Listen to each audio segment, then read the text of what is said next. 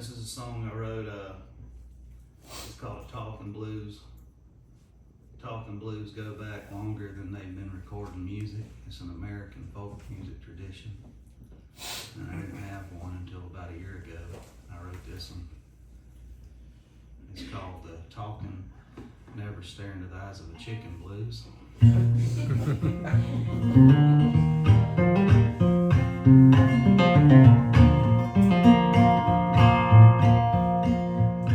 I was in East Tennessee, just a passing through, my guitar in tow, feeling pretty blue. I was getting kind of car sick and homesick too. My head was pounding, but I was pushing through.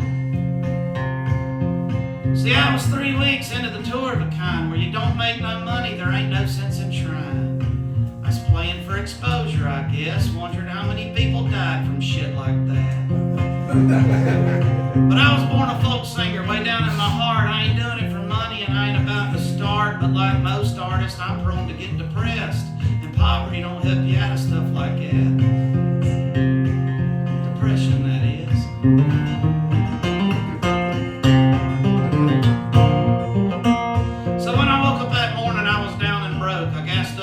I hit the back roads. It was just 4 hours to my next show, so I had time to kill. I was driving slow when I came upon a flea market stand. And I ain't never been the kind of man that'll pass up one in them Appalachian hills where you can find weird stuff at pretty good deals.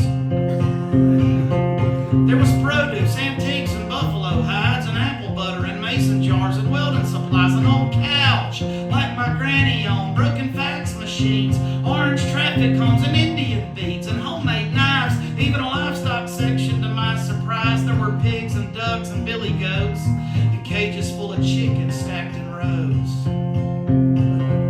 Well, now me and my wife, we started out in the country, and for that, my friend, we sure feel lucky, because we both got a love for gardens and such, and chickens always held a special place in our hearts and our stomachs.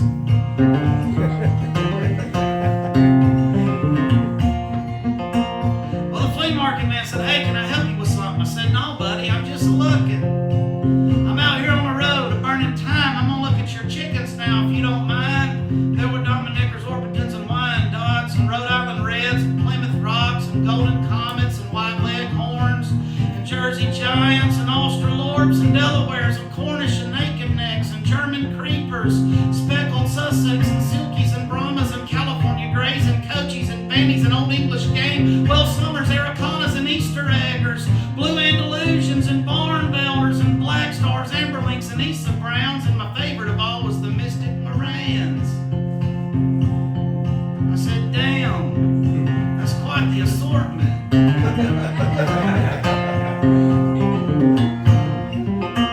Well, now let me be clear, I gotta get this straight. See, this story demands you get my mental state. I'll sit behind a mic and wear a big grin, but that ain't always the fairest picture of what's happening within. See, I've been making it now as a troubadour, but lately I've been wondering what all the hell for. Yeah, I'm chasing the ghost of Woody in towns, but what would I do if I finally tracked them down? And I've had a habit since I was a kid of jumping into something and running right out to the edge, and by the time I was old enough to see this pattern, it was too late for me to do that much about it. And I can take a thought running through my head, and I'll think it till it about thinks me dead, and I'll make a monster of almost anything if I let my brain get up and get away from me. And sometimes the road, it'll put me in a trance, it'll bring out my demons and make me watch them dance, and by the time I get back straight in my mind, I noticed a couple of days done passed by.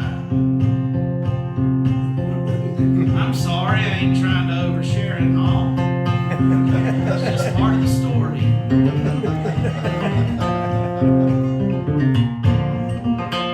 Well, I was staring at the chickens, adoring the feathers. I was putting fingers in cages, trying to pet them, studying the way they moved around, the way they held themselves, and all their different sounds. I laughed at the roosters interacting with the hens. It was a soap opera in each and every pen. And then it dawned on me, and I said, "Whoa, would you look at the variations in a rooster's crow? Some a cock-a-doodle-doo, some a cock-a-doodle-don't, some a cock-a-doodle however the hell they want. Some will sound a grunt, some will sound a yell, and some will sound like they're dying, and some will give you a scare."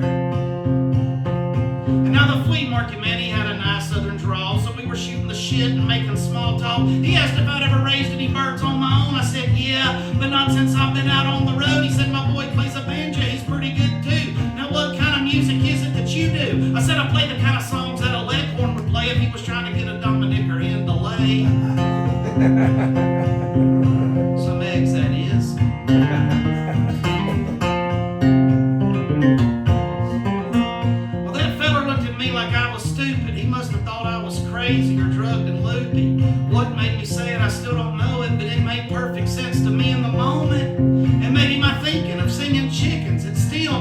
early childhood obsession with the rooster that sang the Roger Miller tune at the Disney movie. The Robin Hood cartoon, I thought, what if that rooster had laid down his guitar and joined Robin Hood and taken up arms? He could have been a spark in the People's Rebellion that wrangled back the freedom from the Nottingham sheriff. And just about the time the thought became clear, I became convicted of my need to look in the mirror. Because right now they're robbing poor just to give to the rich, and all I can do is sit around here and sing about it.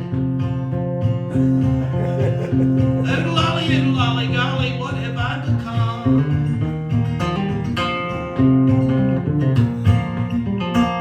Well, you see what I'm saying? Once my mind gets loosed, I'll turn a thread till it becomes a noose.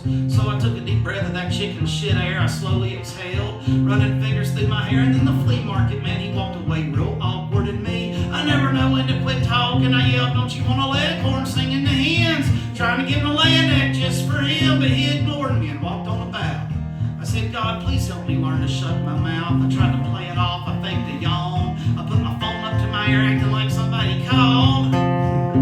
And then I turned around all nonchalant and I locked eyes with a golden lace wine dot. I was mesmerized by his eyes so red, and it might sound funny, but it was getting to my head because he was staring at me. I stared right back at him. Was he sizing me up or was he even aware? I thought I saw a universe in his eyes. Then I wondered what was going on just behind. How's the world look through those red eyes? Does he even understand the passing of time? Like, does every single moment refresh anew? Does he face the horror of existence without a clue? Because I ain't never seen a chicken with a weary sigh who's been up all night in his coop of crying. You know, they get up every morning, put their face in the dirt, and they spit out the mud, they swallow the worms, and then they peck around without a care in the world. And they peck and peck and peck again some more. They practice reproduction, then go to roost and run it back in the morning. Cock-a-doodle-doo, and now the chicken never flinched, just like he couldn't scare. It only grew the intensity of our locked-in stare. Then once I started thinking on it, you know, I've never learned to just live in the moment. I'm always haunted by my future and past, what's left to gain, what losses I've had, and might I be the only one of my kind who found these thoughts in a chicken's eyes?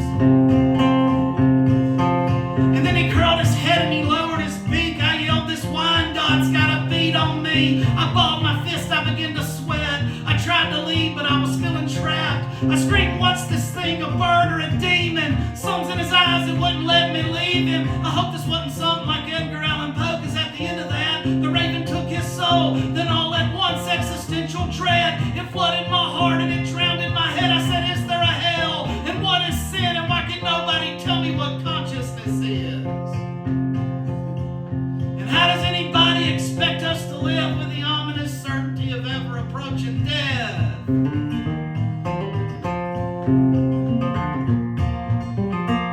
Well, the flea market man said, hey buddy, now listen, you can't stand here and scream at my chickens.